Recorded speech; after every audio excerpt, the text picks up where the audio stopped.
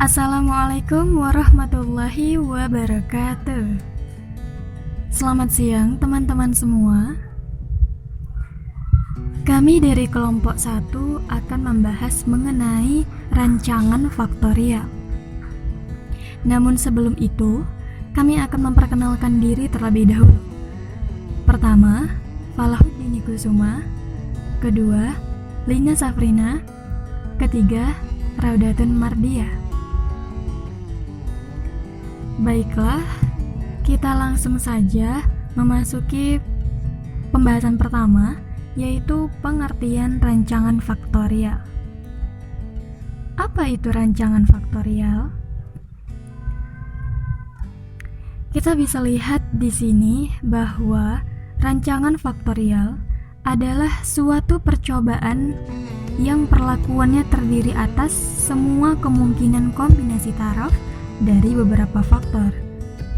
Percobaan faktorial disimbolkan dengan F pangkat T, di mana percobaan ini menggunakan F taraf dengan T taraf untuk setiap faktornya. Istilah faktorial lebih mengacu bagaimana perlakuan-perlakuan yang akan diteliti disusun, tetapi tidak menyatakan bagaimana perlakuan-perlakuan tersebut ditempatkan pada unit-unit eksperimen. Nah, seperti ini nih. Misalnya, percobaan faktorial 2 pangkat 2. Artinya, kita menggunakan dua faktor dan taraf masing-masing faktornya terdiri dari dua taraf. Percobaan faktorial 2 pangkat 2 juga sering ditulis dalam bentuk percobaan faktorial 2 kali 2. Nah, kemudian selanjutnya 2 taraf untuk faktor A dan 3 taraf untuk faktor B. Maka percobaannya disebut percobaan faktorial 2 kali 3. Nah, selanjutnya percobaan 2 kali 2 kali 3. Maksudnya di sini adalah percobaan faktorial yang terdiri dari 3 faktor dengan taraf masing-masing faktornya berturut-turut 2, 2, dan 3. Nah, maka dari itu, dalam percobaan faktorial ada 2 tahap yang perlu dilakukan.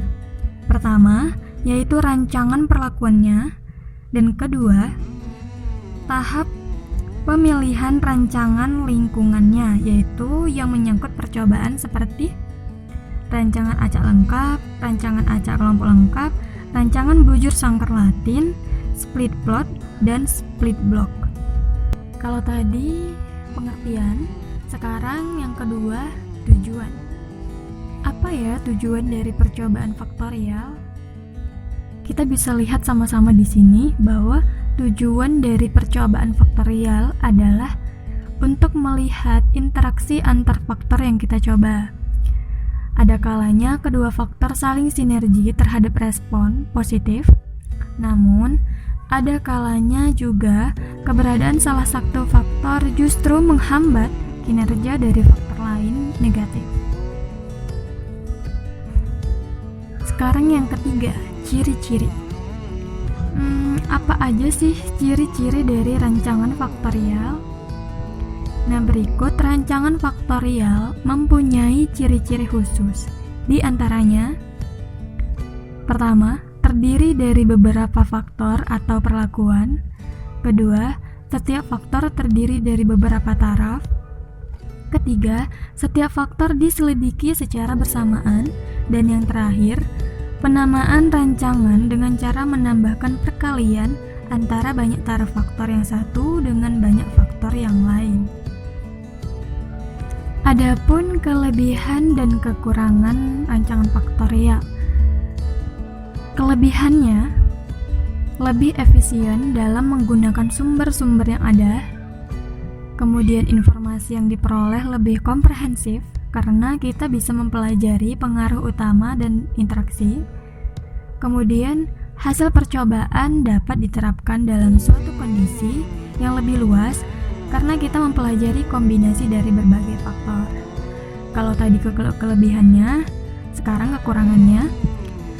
Analisis statistika menjadi lebih kompleks. Terdapat kesulitan dalam menyediakan satuan percobaan yang relatif homogen. Kemudian, pengaruh dari kombinasi perlakuan tertentu mungkin tidak berarti apa-apa, sehingga terjadi pemborosan sumber daya yang ada.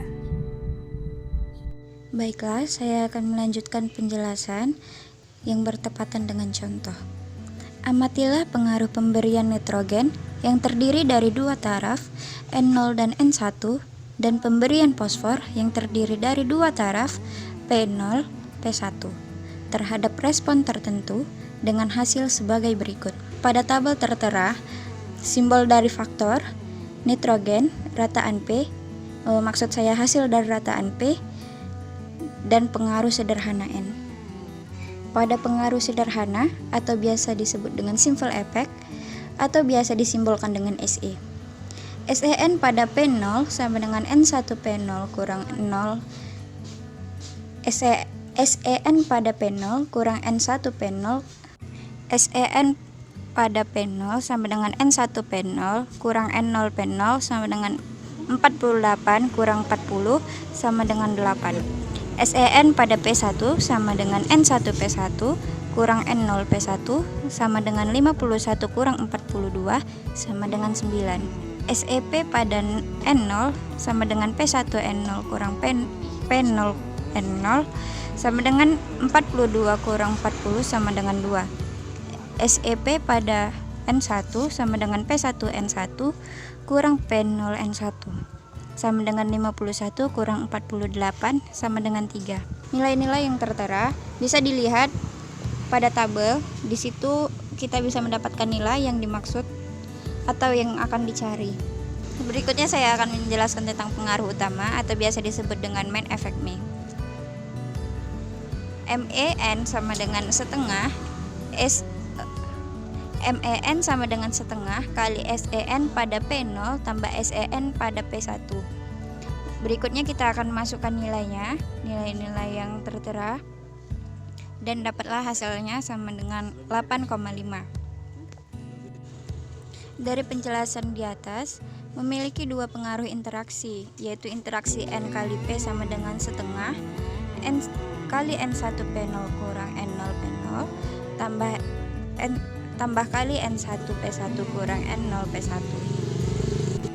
atau interaksi N kali P sama dengan setengah kali N0 P1 kurang N0 P0 tambah N1 P1 kurang N1 P0. Berikutnya saya akan menjelaskan tentang percobaan faktorial dalam rancangan acak lengkap atau disingkat dengan RAL. RAL merupakan percobaan faktorial dengan menggunakan rancangan acak lengkap sebagai rancangan lingkungannya. Pada prinsipnya sama dengan rancangan acak lengkap. Namun dalam hal ini, faktor yang dicobakan lebih dari satu.